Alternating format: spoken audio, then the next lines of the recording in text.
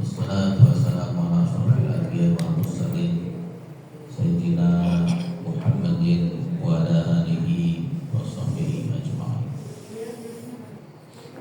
Puji syukur kepada Allah Subhanahu wa taala senantiasa kita panjatkan.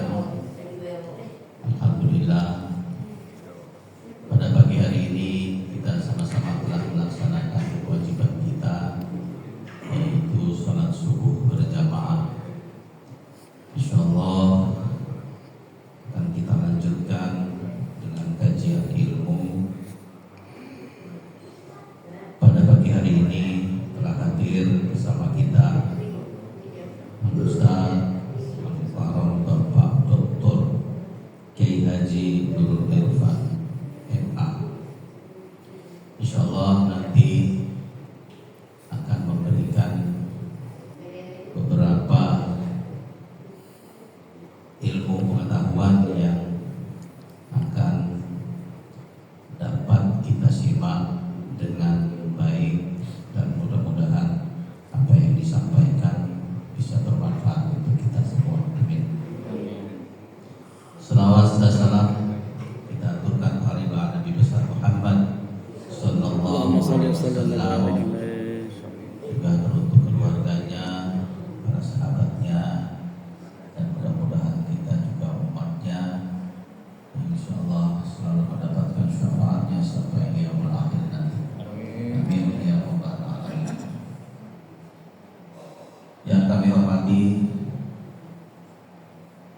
Bapak Kiai Haji Ahmad Miftahudin, pimpinan Yayasan Masjid As-Salam, yang saya hormati Bapak Ustaz Kiai Haji Ahmad Nawawi selaku DKM Masjid As-Salam, Bapak pengurus DKM, para pendiri, Bapak Bendahara DKM Bapak Haji Tony, para kiai, para ustaz, mobil khusus Bapak Ustaz Dr. Kiai Haji Nurul Irfan yang telah hadir bersama kita pada pagi hari ini. Mari tidak panjang kalam, kita mulai saja kajian pada pagi hari ini. Terlebih dahulu kita baca umur kitab Suratul Fatihah. Ala hasiniyah wa kulinati sholihah bi barakati al-Fatihah.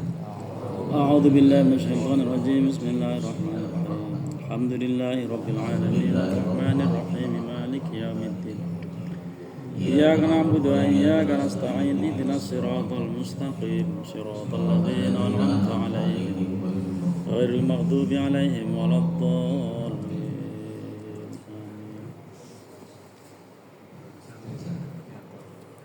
Untuk materi pada pagi hari ini adalah muhbitat dan mufattirat serta peningkatan puasa.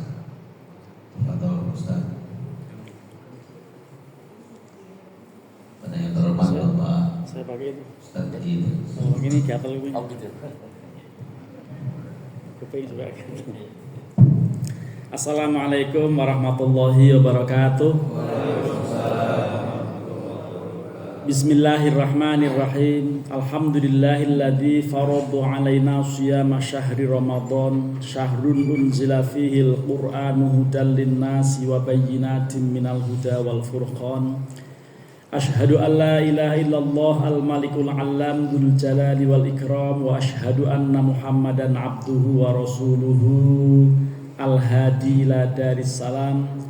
Allahumma salli wa sallim wa barik ala sayyidina Muhammadin khairil anam wa ala alihi wa ashabihi ya nabi'il ulumi wal hikam, amma ba'du. Para jamaah Bapak dan Ibu, kaum muslimin muslimat, jamaah sholat subuh Masjid As-Salam yang ada di Komplek Puri Pamulang, Tangerang Selatan, Provinsi Banten, yarhamukumullah. Alhamdulillah, hari ini Ahad tanggal 28 Februari, hari terakhir di bulan Februari tahun 2026. Betul kan ya? Karena besok sudah tanggal 1 kan? Ini hari terakhir, bukan hari akhir. Hari akhir kiamat. Hari terakhir di bulan Februari yang bertepatan dengan tanggal 10 Ramadan tahun 1447 Hijriah. Setiap tahun kita ketemu karena memang hanya diundang di bulan Ramadan. Kenapa? Karena hari Sabtu kalau beliau memerintahkan saya untuk hadir sesekali di sini, di rumah ada kajian yang sudah berlangsung sejak tahun 2006 dan saya berat untuk meninggalkan kajian di rumah bersama jamaah yang sudah 20 tahun kalau begitu ya. 2006 sampai sekarang 2026, betul ya? Nah, selama 20 tahun itu rasanya berat kalau harus meninggalkan. Termasuk misalnya ada raker, ada apa itu, saya pokoknya malam Sabtu pulang. Walaupun kalau masih terjangkau, tapi kalau untuk luar kota biasanya saya tolak tugas di hari Sabtu. Oleh karenanya seperti yang disampaikan bahwa di dalam menjalankan puasa ini ya semoga kita termasuk orang yang akan menggapai memperoleh maghfirah Allah Subhanahu wa taala. Karena ini dipastikan oleh Rasulullah, dijanjikan barang siapa yang puasa Ramadan dengan penuh keimanan dan keikhlasan itu pasti akan diampuni seluruh dosa yang pernah dilakukan. Lalu juga orang yang menjalankan qiyamul Ramadan dengan ikhlas dan penuh harap pahala dari Allah itu akan diampuni semua dosa-dosanya. Insyaallah. Kita semuanya ini kayak nggak tega kalau sampai tidak taraweh. Kemarin saya semalam di Jambi, ya satu malam di Jambi pun rasanya nggak pas kalau kemudian tidak taraweh. Maka walaupun hanya berdua berjamaah sama kawan, sama Profesor Wahyu Ramdhani, ya dari dosen UIN Bandung, itu tetap untuk menjalankan taraweh walaupun hanya berdua. Dan sesekali misalnya tarawih sendiri nggak apa-apa, gitu. Jadi pokoknya sebisa mungkin direbut kesempatan-kesempatan. Dan ini hari ini pagi ini wajah-wajah orang akan memperoleh ridho dan pahala besar itu ya yang ada di mushola ini. Ya, kenapa? Karena biasanya habis subuh itu ibadah yang paling menarik tidur. Nah, ini masih betah-betahin ada di masjid. Ini kalau bukan karena mengharap ridho Allah tidak mungkin, berat. Walaupun nanti juga setelah ngaji tidur lagi. Kan berarti ada dua, kira-kira ngaji setelah subuh dengan tidur setelah subuh pahalanya banyakan mana? Banyakan ngaji lah. Kalau banyakan tidur orang pada milih tidur semua. Ya, insya Allah banyakan ngaji. Dan tadi disebutkan tema yang sudah kita sepakati adalah al-muhbitat dan al-mufattirat serta pemeringkatan puasa. Ada istilah al-muhbitat karena di dalam satu ayat Al-Quran ada yang disebutkan kalimat ulaika habitat a'maluhum. Mereka itulah orang-orang yang tercerabut, yang terhapus, yang hilang amal ibadahnya. Itu hilang itu maksudnya ya memang dalam hal puasa itu yang hilang bukan puasanya tetapi nilai puasanya. Dan istilahnya muhbitat. Muhbitat itu beberapa hal yang memungkinkan sekali menghilangkan pahala puasa. Ini disinyalir dari sabda Rasulullah yang beliau sampaikan, kam min shaimin laisa min siyamihi ilal ju'u wal atasu. Banyak orang yang berpuasa di bulan Ramadan tetapi ternyata hanya memperoleh rasa dahaga dan laparnya semata, tidak memperoleh hal lain. Karena apa? Karena kena penyakit muhbitat ini. Kena hal-hal yang bisa mencerabut atau menghapus atau menghilangkan pahala puasa. Selain itu ada al-mufattirat.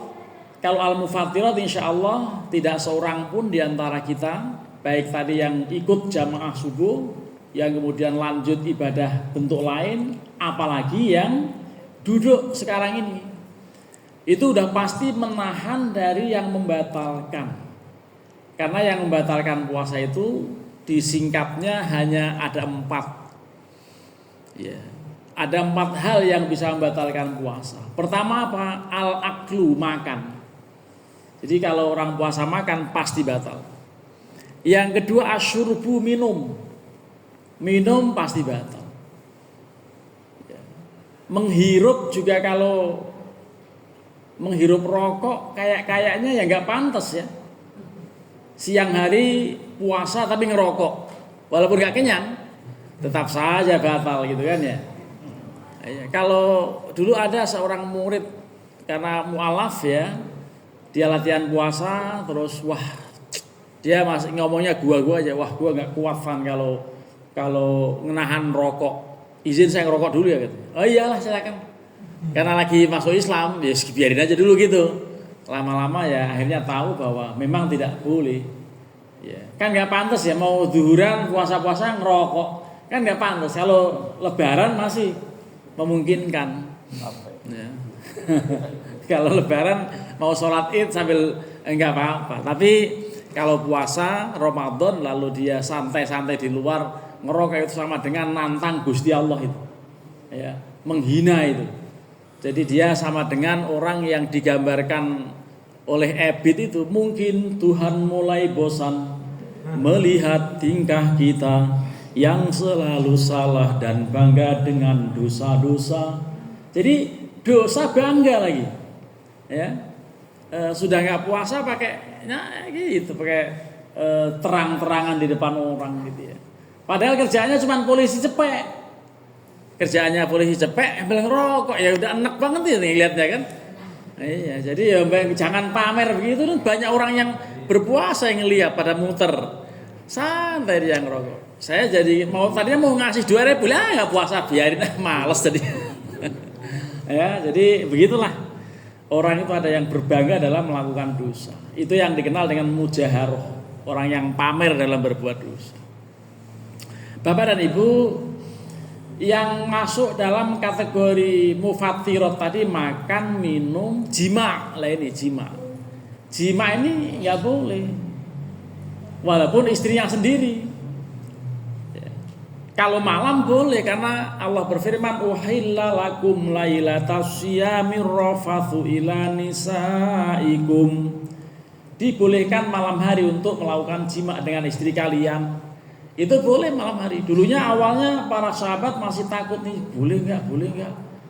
Ini mau jalanin tapi boleh apa enggak ya? Akhirnya turun ayat itu, uhilla lakum lailatas syiyami rafathu ila nisaikum. Awalnya dulu ragu-ragu para sahabat. Lah dengan demikian boleh, tapi kalau sudah di atas 55 tahun tuh kayaknya selama 1 Ramadan enggak itu. Karena apa? Ngefek. Ya males betul gitu ya. Nah, kalau udah 55, kalau yang masih 51 enggak, Pak. Apalagi yang masih 35 ya. Lah karenanya ini kalau kita punya anak, punya cucu mau dinikahkan, sebaiknya jangan di dekat-dekat bulan Ramadan. Tanggal 27 Sya'ban nikah. Itu kelimpungan, itu bulan madunya. Jadi karena menurut riwayat para bini sepuh, pengantin baru itu tidak ada tempat yang lebih menarik dibandingkan kamar, gitu.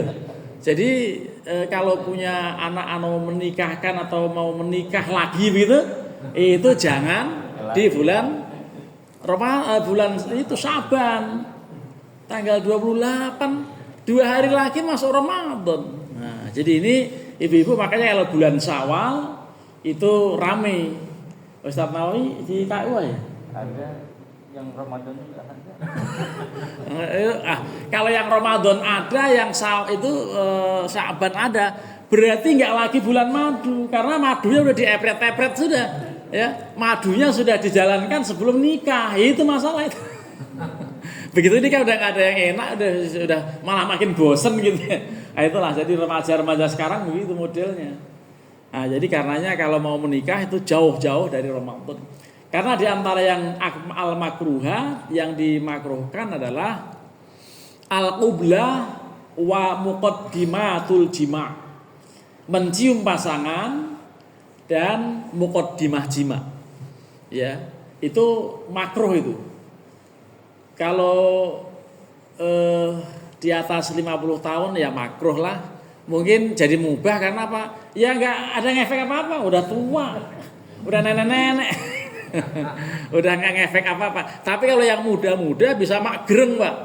Gitu ya. Lah akibatnya apa? Bisa kena hukum makruh, bahkan bisa haram gitu. Itu jima' tadi ya. Lalu yang ketiga, yang keempat itu adalah al-qai'u amdan. Walaupun prakteknya agak susah juga ya. Yang namanya muntah kok disengaja itu apa ya tujuannya? Barangkali diet ya, karena dia ingin merasakan nikmatnya makanan hanya di tenggorokan, begitu udah masuk perut jadi penyakit, dia begitu masuk langsung dikeluarin lagi gitu. Itu kalau muntah disengaja itu membatalkan puasa. Dan ini al-mufattirat. Lalu yang makruh juga nih ibu-ibu. Lagi masak opor sambil WA-an kan, masak ibu-ibu WA-an, Pak. Akhirnya apa? Yang tadinya dicemplungin itu sebetulnya lada, dianggap garam. Gitu kan, kok pedes banget gitu. Apa kemudian itu dia ragu kan, takut suaminya marah. Lalu dia takut, lalu dia mencicipi ya. Mencicipi boleh.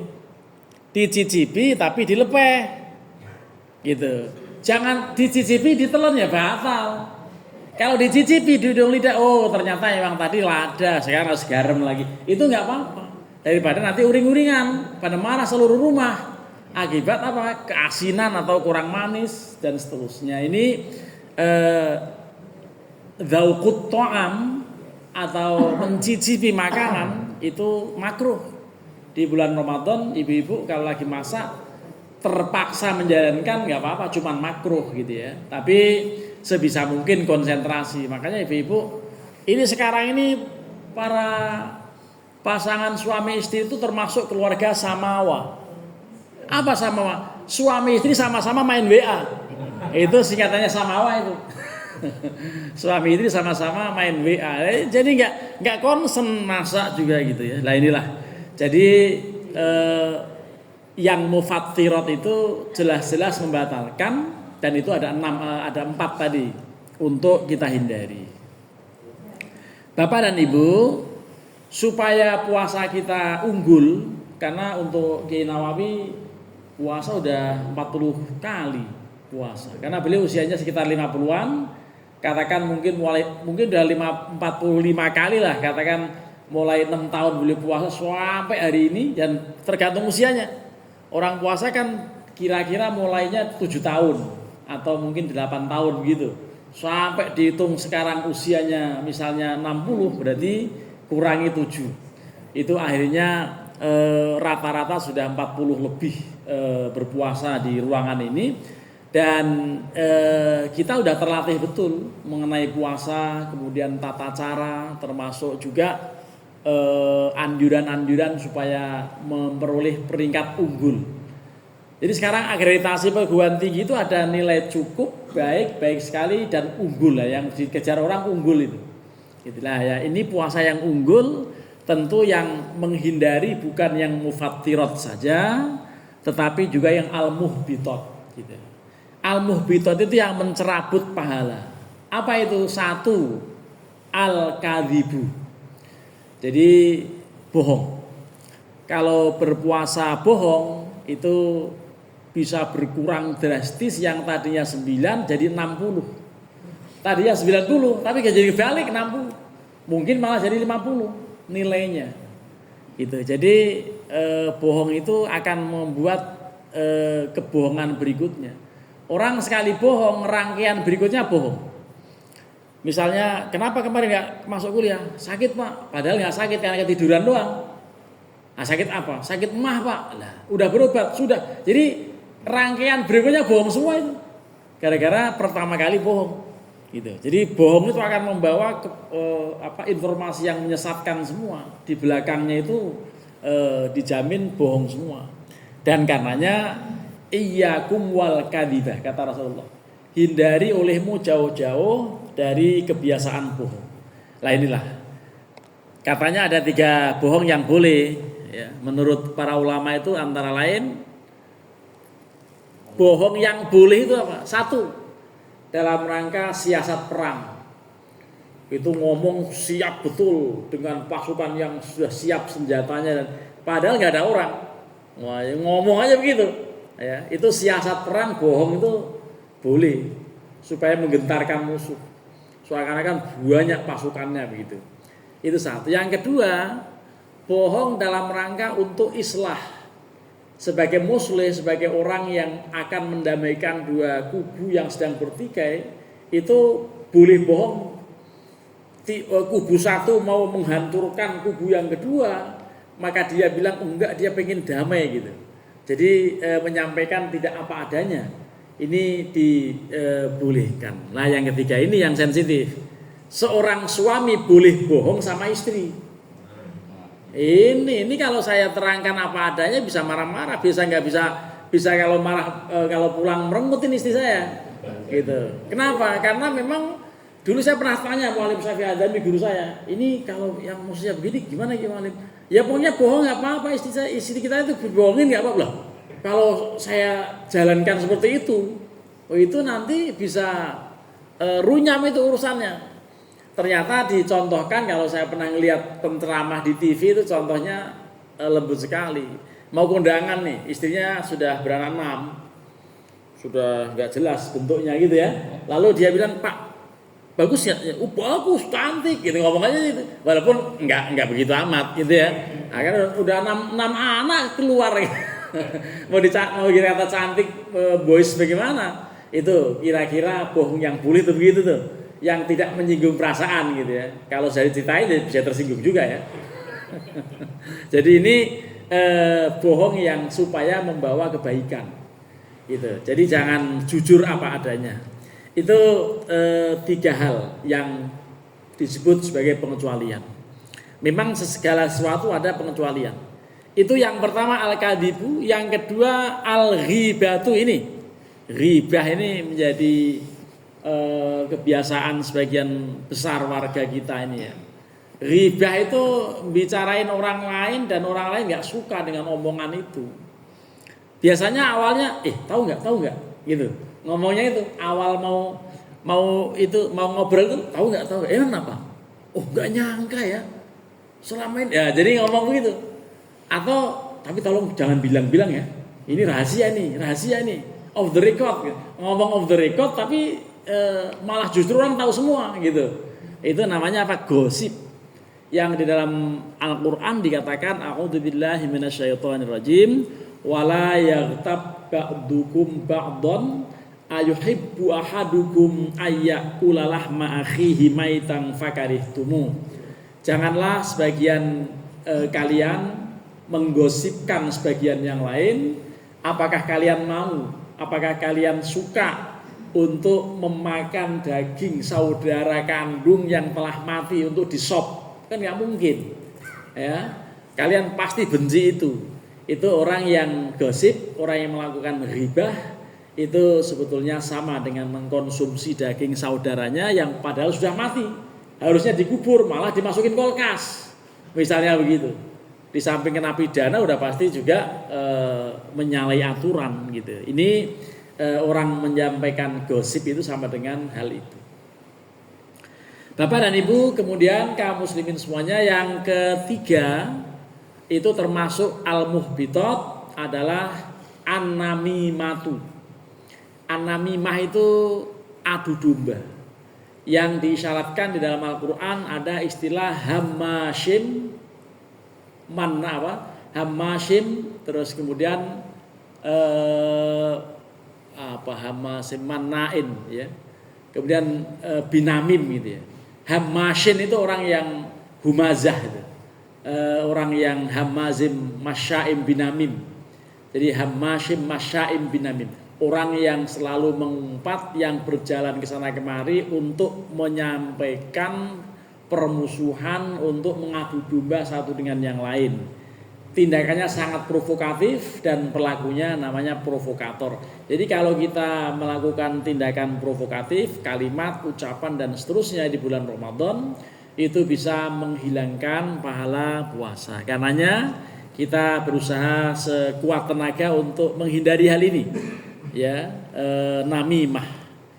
Yang terkenal namimah itu istrinya Abu Lahab itu, yang disyaratkan dengan kalimat hammalatal hatab. Istri yang selalu membawa kayu bakar, yang suka menyundut ke sana kemari, ya, yang suka menyundut tukang kompor, ya, suka provokatif tindakannya dan adu domba, mulutnya tajam gitu ya, gampang memprovokasi satu kelompok dengan kelompok lain. Ini termasuk harus dihindari, ya. Hari-hari biasa, bulan-bulan selain Ramadan tidak boleh. Terlebih lagi kalau Ramadan. Jadi kalau Ramadan menjalankan hal-hal yang disebutkan, bohong, gosip, adu domba, itu bisa menghilangkan nilai dan pahala puasa.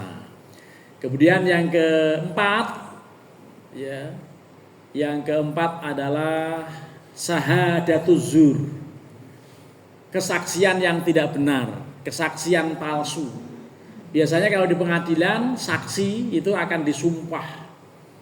Apakah saksi fakta maupun saksi ahli termasuk itu kalau mau memberikan kesaksian, menyampaikan jawaban-jawaban pertanyaan majelis hakim, awalnya disumpah dulu. Demi Allah saya tidak akan menyampaikan kecuali apa yang didasarkan pengetahuan saya, itu untuk saksi ahli. Demi Allah saya tidak akan menyampaikan kecuali apa yang saya pernah melihat. Itu saksi. Kalau sampai dia mengatakan sesuatu yang tidak benar, sampai menyatakan sesuatu yang tidak sesuai dengan fakta apa adanya, itu masuk dalam kelompok orang yang menyampaikan syahadatuz zur. Dan juga orang yang melanggar sumpah jabatannya, ya, dia beri amanat korupsi, itu sama dengan melanggar sumpah. Karena waktu dilantik diangkat Al-Quran lalu dikatakan demi Allah. Orang banyak korupsi, orang banyak melanggar. Karena apa? Ternyata bukan demi Allah. Begitu dikatakan demi Allah, dia baca insya Allah gitu. Dia bacanya insya Allah masalahnya. Akhirnya apa? Akhirnya korupsi aja. Ya, dan itulah perilaku sebagian pejabat kita. Ada yang model begitu. Dan yang terakhir termasuk bisa masuk dalam kategori al-muhbitat, yang bisa membatalkan atau melenyapkan, menghilangkan, menghapus pahala puasa adalah an-nadru bisyahwah. Ini cukup menarik uraian ini yang disampaikan di dalam kitab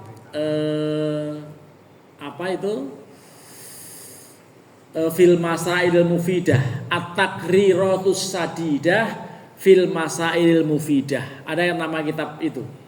Itu yang dikenal dengan, yang disebut dengan an-nadru bisyahwah, melihat dengan syahwat, ternyata bukan hanya yang diharamkan.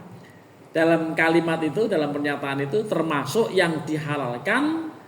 Kalau kita kemudian naik syahwat kita muncul, itu bisa berkurang tuh pahalanya. Makanya ibu-ibu, istri-istri jangan sembarangan siang hari pakai telanjang di depan suami, ngapain gitu ya. Jadi jangan, itu suami bisa tergoda. Itu kalau sampai kemudian ini bisa mengurangi pahala puasa. Itu. Walaupun pasangan yang sah. Terlebih lagi kalau orang lain, ajnabi yang memang diharamkan kok dilihat secara serius dan kemudian menimbulkan syahwat, itu bisa menghapus sama sekali pahala puasa kita. Itulah 5 hal yang masuk dalam kelompok al-muhbitat dan 4 hal yang masuk dalam kelompok al-mufattirat. Lalu pemeringkatan puasa, ranking puasa, tingkatan-tingkatan puasa oleh Imam Al-Ghazali dalam kitab Ihya Ulumuddin. Beliau katakan bahwa i'lam annas-shauma thalathu darajatin. Ketahuilah bahwa puasa itu ada 3 tingkatan. Yang pertama puasa orang awam, yang kedua puasanya orang khusus, Dan yang ketiga puasa orang yang istimewa, yang sangat khusus gitu. Nah, puasa orang awam itu apa? Adalah kaful batni wal farji an qada'i syahwah. Menahan nafsu perut dan sesuatu yang di bawah perut ditahan, tidak menjalankannya di siang hari. Itu orang awam sekedar itu. Tidak makan, tidak minum, tidak jima, tidak muntah sesengaja. Ini orang awam seperti itu. Tetapi orang yang khusus itu kafus sam'i wal basori wal lisani wal yadi wal rijli wasairil jawarih anil atham. Selain tidak makan, tidak minum, tidak jima, tidak muntah secara sengaja, juga dia menahan menyumbat 9 lubang. Ibu-ibu, bapak-bapak, kalau misalnya mau menghitung, kita ini punya 9 lubang.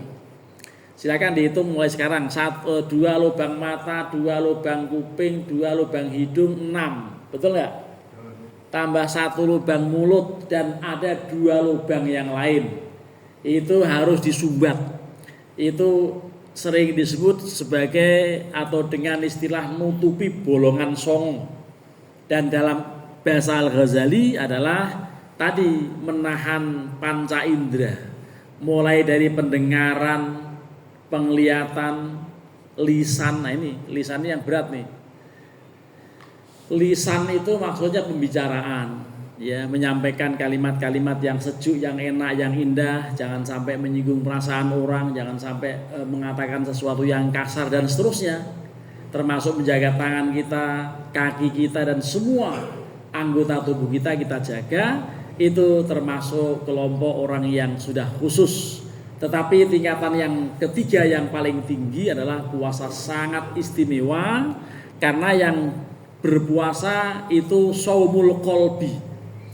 Jadi puasanya hati yang berpuasa anil himamid daniyah wal afkari dunyawiyah, dari cita-cita yang sifatnya rendah dan dari urusan-urusan duniawi, pemikiran-pemikiran yang sifatnya duniawi.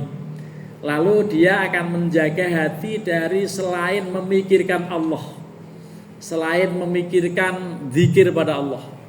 Jadi kalau orang yang puasanya sudah seperti ini, itu dikatakan wayah surul fitru fi hadas saum bil fikri fi ma siwallah azza wa jal wal yaumil akhir wa bil fikri fid dunya wal illa dunya. Jadi orang sudah dianggap sebagai sebuah kesalahan, bahkan menyatakan dirinya batal puasa kalau sudah pernah terlintas sesuatu yang selain Allah dan hari akhir. Dia pikirin ntar malam buka apa, ntar malam menunya apa. Itu menurut tingkatan puasa yang sudah sangat istimewa, itu batal nilainya itu. Kalau begitu ibu-ibu bisa batal semua itu. Ya, karena apa? Mikirin ke tukang sayur belanja apa kan? Iya, kalau ikut puasa yang model begini, waduh berat banget. Karenanya ini dikatakan ini khusus puasanya para nabi. Ya kita berhubung tidak nabi, ya sudahlah, puasanya seperti orang awam dan orang yang khusus ini cukup. Mudah-mudahan kita bisa melaksanakan ibadah Ramadan dengan baik, dan insya Allah mudah-mudahan kita bisa terus tidak absen sholat taraweh. Dan jangan lupa nanti di akhir Ramadan ada kewajiban zakat, apakah zakat mal maupun juga zakat fitrah. Yang tidak pernah disebut dalam kitab adalah zakat mal. Kalau zakat mal nggak ada, ya. Ini nanti macet sebentar lagi nih, Pamulang ini sudah ada berbagai pertunjukan. Akhirnya saya suka menghindari jalan sini, ya karena apa? Itu sudah zakat malnya udah luar biasa itu. Anak-anak muda atau semuanya ada pertunjukan macam-macam, suka macet. Kadang-kadang apa? Merubah yang tadinya zakat mal ke zakat mal. Terima kasih, mudah-mudahan bermanfaat. Saya kembalikan kepada pembicara. Barangkali masih ada perlu diskusi. Sementara dicukupkan. Alhamdulillahirabbil alamin. Baik, terima kasih Ustaz. Alhamdulillah ramainya ilmu yang kita dapat pada pagi hari ini. Barangkali dari bapak-bapak adik sekalian yang ada di sini ingin bertanya, dipersilakan.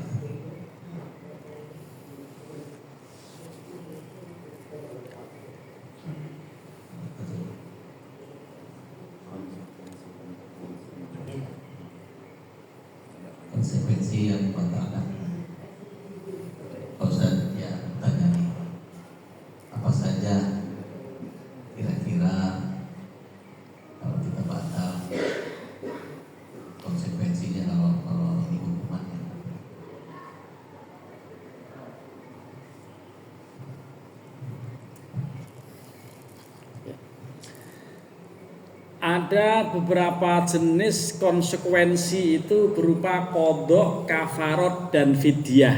Nah, ini nanti sudah soal teknis. Qadha bagi yang memang karena sakit atau berjalan sebagai musafir lalu terpaksa tidak puasa, maka berapa hari dia tidak berpuasa wajib mengqadha di luar Ramadan. Tetapi ada yang namanya kafarat. Ya kalau kafarat itu nanti kita lihat karena biasanya pelanggarannya berat. Kenapa? Tadi di bulan Ramadan siang hari jima. Nah, ini jadi ada kasus begini nih. Memang kasusnya dulu malah lebih lucu. Di zaman Rasulullah ada seseorang yang langsung mengatakan, "Ya Rasulullah, bina saya celaka betul wahai Rasulullah saya." Kenapa? Waduh, pokoknya celaka. Ya kenapa kamu serat? Saya siang hari jima sama istri saya gitu. Terus Rasulullah, lah kalau begitu Anda harus melakukan hal-hal ini. Satu, merdekakan budak. Itu mahal itu satu budak itu. Kalau ukuran di zaman Nabi itu satu kepal berupa emas. Itu dulu pernah saweran para sahabat untuk memerdekakan Salman Al-Farisi itu satu kepel emas, banyak sekali itu duitnya itu. Ya nggak mungkin, wah saya nggak mampu ini Rasulullah. Ya kalau begitu Anda memberikan puasa dulu. Anda puasa 2 bulan berturut lah. Bagaimana 20? 15 hari aja jebol ya Nabi.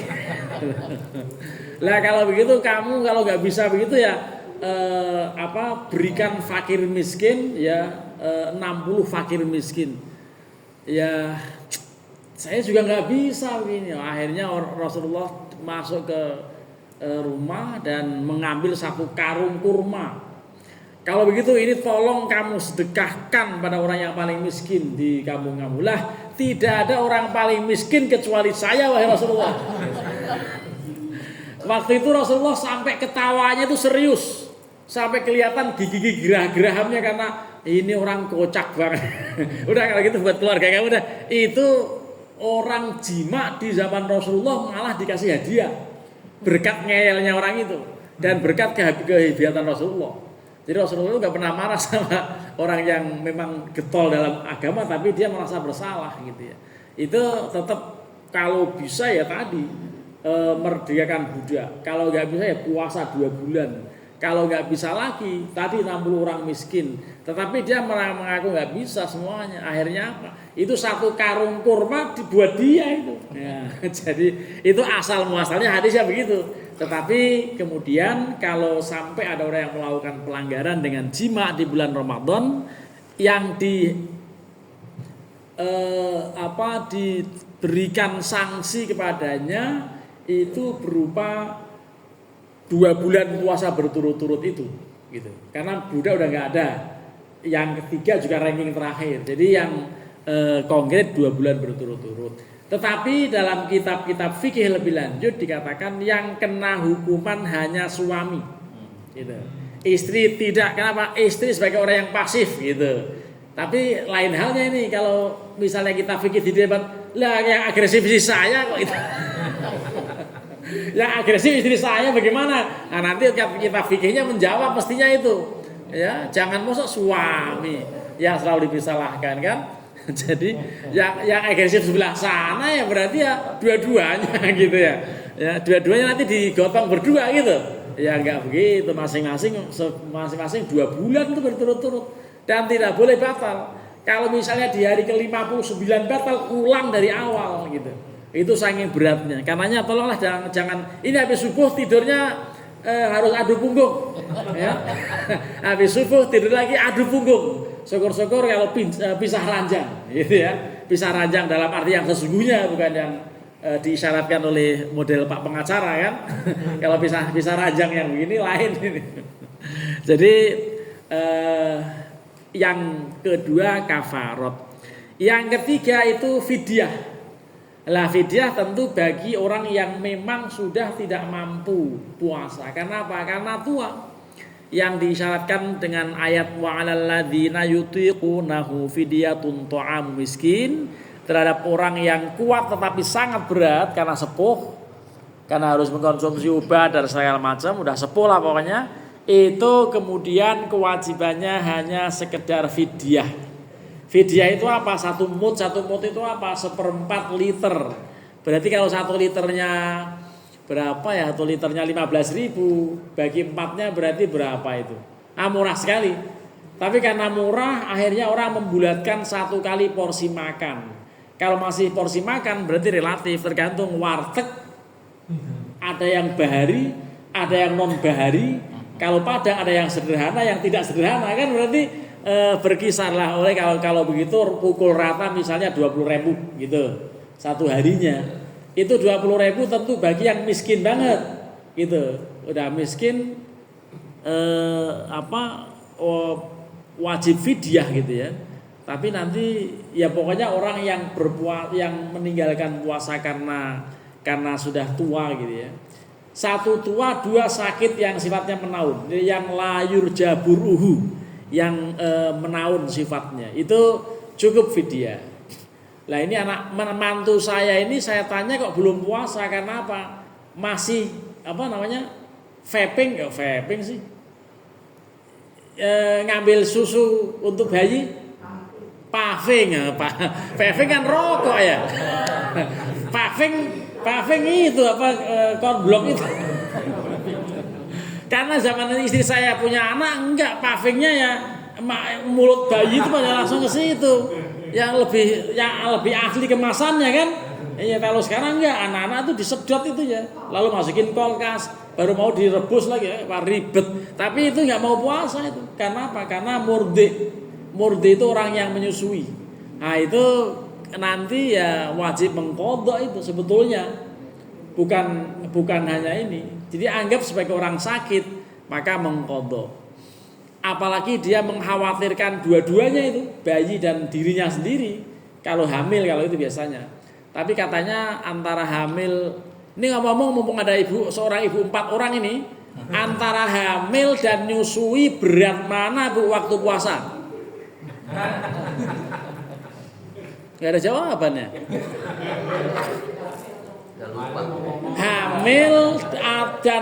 Hamil atau menyusui yang berat kalau tetap puasa. Menyusui karena apa? Anaknya disusui, kadang-kadang bapaknya ikut nyusu malam-malamnya. Itu berat kan begitu. Makanya betul-betul harus karenanya ini ditolerir untuk tidak puasa, tapi membayar qadha yang betul itu. Qadha gitu. Nanti katanya dulu ada aneh-aneh. Saya waktu jadi pengurus masjid, waktu suka nerima zakat, enak aja dia datang bawa 3 juta Pak. Kenapa ini? Istri saya selama 30 hari gak puasa Pak. 1 harinya saya hitung 50.000, 100.000 gitu. Saya hitung pokoknya 3 juta ini bayar fidyah katanya. Ya saya sebagai panitia seneng aja terima duit 3 juta kan ya. Tapi masalahnya beritahu Pak, yang wajib buat istri Bapak itu bukan ini. Ini sih sampingan saja, seandainya tidak membayar fidyah pun nggak masalah, yang penting ada niat untuk mengqadha. Gitu.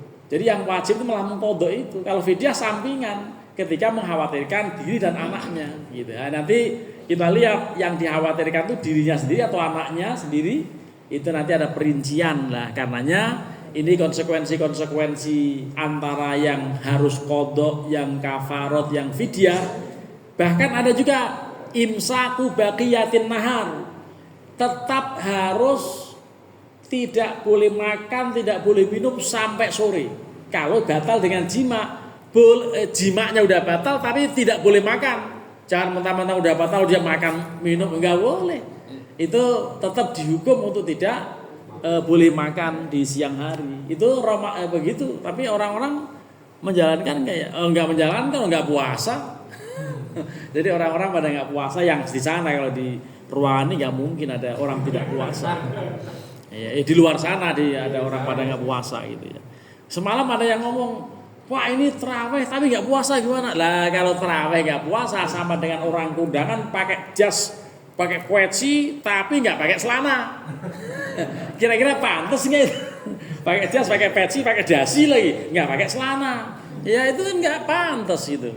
Nah, jadi kalau puasa ya terawih, atau kalau puasa ya menjalankan ibadah yang lain seperti misalnya zakat. Demikian mengenai konsekuensi ibu-ibu. Ini ngomong-ngomong ibu-ibu ini, insya Allah dari ibu-ibu yang hadir ini pasti pernah melahirkan. Dan ada dulu ibu yang sudah punya 6 orang lahir ya, punya anak 6. Itu waktu saya menerangkan mengenai wiladah wajib mandi, itu dia bilang, Pak, saya itu melahirkan 6 kali, tapi saya nggak pernah niat mandi karena wiladah. Gitu. Wiladah itu bersalin. Saya bilang, oh kalau gitu nanti ibu pulang dari ngaji mandi 6 kali. Saya gituin.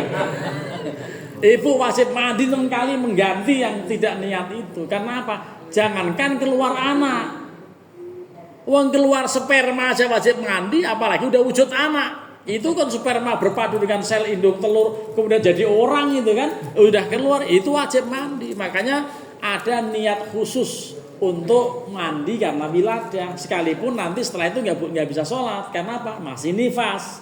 Tapi ada niatnya lah. Berhubung seorang ibu tadi beranak 6, tidak pernah niat mandi wiladah, maka kodok mandi 6 kali dari sini gitu. Dan dia ketawa, tapi ya memang begitu. Ya, terima kasih. Ini tadi jawabannya agak ngeladrah supaya apa? Supaya sampai jam 6 gitu. Ya, kenapa? Supaya halal honornya gitu. Ya kalau enggak kan jadi subhat itu yang 3 menit gitu ya. Ini mudah-mudahan nanti ditutup di jam 6 tepat ini. Terima kasih, mudah-mudahan ada manfaat kajian kita walaupun setahun sekali ya kita ketemu, dan insya Allah mudah-mudahan kita diberikan kekuatan lahir batin dan juga sehat walafiat Bapak Ibu semuanya sampai kemudian nanti mengakhiri Ramadan ya dengan masuki Idul Fitri. Ini kalau boleh mohon mati misalnya boleh, yang paling bagus meninggal malam Lebaran Pak, karena steril gak punya dosa kan. Nah, tapi ngerepotin orang pulang kampung. Oh, tolong jangan mati. Terima kasih Pak. Baik, terima kasih Ustaz. Alhamdulillah. Ada lagi mungkin? Cukup ya? Baik, Bapak Ibu hadirin sekalian yang saya hormati, alhamdulillah telah sama-sama kita dengarkan tadi manfaat dari puasa